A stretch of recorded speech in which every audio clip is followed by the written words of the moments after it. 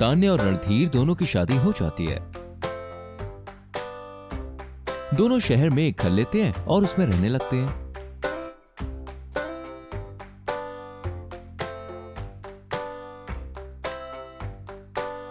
वैसे तो रणधीर और तान्या दोनों ने लव मैरिज की हुई थी।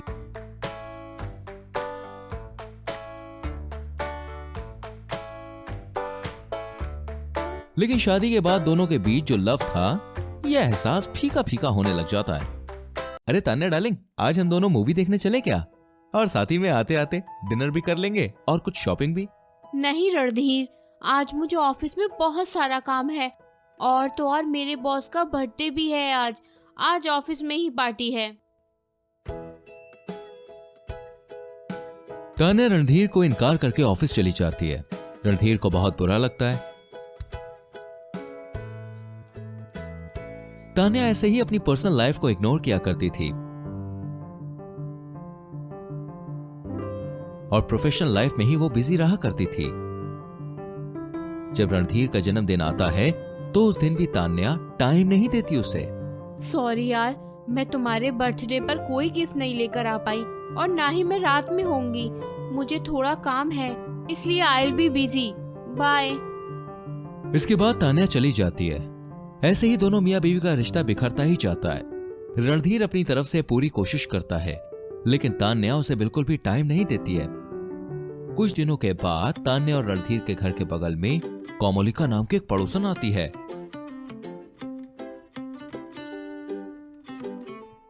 वो नैन नक्श और रूप रंग से भी काफी खूबसूरत और कमाल की होती है। हेलो मिस्टर पड़ोसी, मिसेस पड़ोसन, मेरा नाम कोमलिका है, आपकी नई पड़ोसन। मैं आप दोनों से ये पूछने आई हूँ कि यहाँ पास में कोई फ्रेश डेयरी है क्या, जहाँ पर ताज़ा ताज़ा दूध मिल सके? है ना, आइए मैं आपको डेयरी तक छोड़ देता हूँ अपनी बाइक पर। मैं एड्रेस बता देती हूँ ना तुम्हें कोमलिका। नो, अब आपके पति देव इतना इंसिस्ट कर रहे हैं तो मैं उनकी बात को कैसे टाल सकती हूँ? ये तो पाप हो जाएगा ना।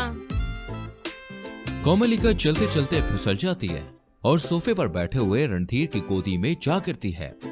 Sorry Randhir, by the way ये सोफा बहुत ही रिलैक्सिंग है, मन कर रहा है यहीं बैठी रहूं। रणधीर और कोमलिका दोनों साथ में बाइक पर बैठकर जाते हैं। ये सब देखकर तान्या को बहुत गुस्सा आता है। ये रणधीर तो है ही ऐसा, आजकल की ये औरतें ना अच्छी नहीं होती।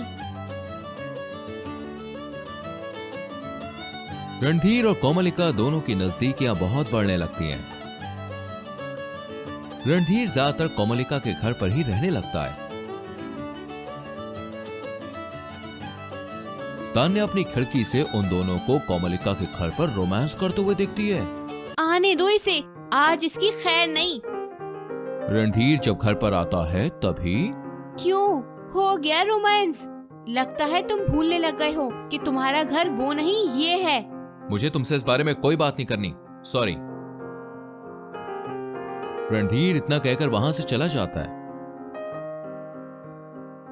अब तो तान्या रणधीर और कोमलिका को अक्सर एक साथ देखने लगती है। वो उन दोनों को थिएटर्स में एक साथ जाते हुए, शॉपिंग करके घर लौटते हुए और तो और डेट पर भी जाते हुए देखती है।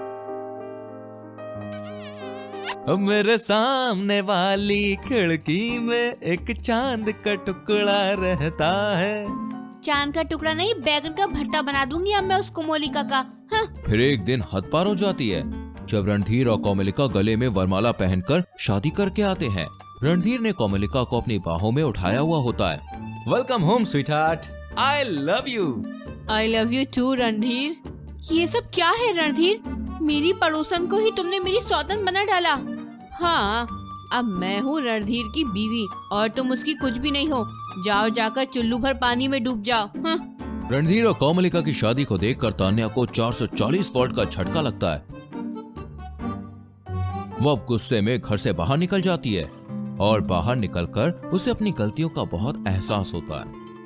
ये मैंने क्या कर दिया? रणधीर को टाइम नहीं दे पाई, जिस वजह से वो मुझसे दूर चला गया और कोमलिका से शादी कर ली। नहीं नहीं, मैं अपने पति को इतनी आसानी से नहीं खो सकती। तान्या रणधीर के पास जाकर उससे माफी मांगती है और कहती है, मुझे माफ कर दो रणधीर, मैं तुम्हें वो वक्त दे ही नहीं पाई जो तुम्हें चाहिए था। मैंने हमारे प्यार को वक्त ही नहीं दिया और सिर्फ अपने काम में ही बिजी रही। आई love you Randhir, I love you very much baby. अरे रो मत मेरी जान, ये सब तो सिर्फ एक नाटक है। एक्चुअली कोमलिका और मैंने कोई शादी वादी नहीं की है और तुमने वही देखा जो हमने तुम्हें दिखाया। देखो हम दोनों कभी प्यार में थे नहीं, सच बात तो ये है। तुम्हें अपने प्यार का एहसास हो, इसलिए रणधीर ने मुझे तुम्हारे पड़ोस में आकर पड़ोसन बनकर रहने के लिए कहा था। तान्या और रणधीर दोनों एक दूसरे के गले लगते हैं और फिर से एक हो जाते हैं। और अब की बार तान्या रणधीर से और भी ज्यादा प्यार करती है और दोनों खूब रोमांस करते हैं।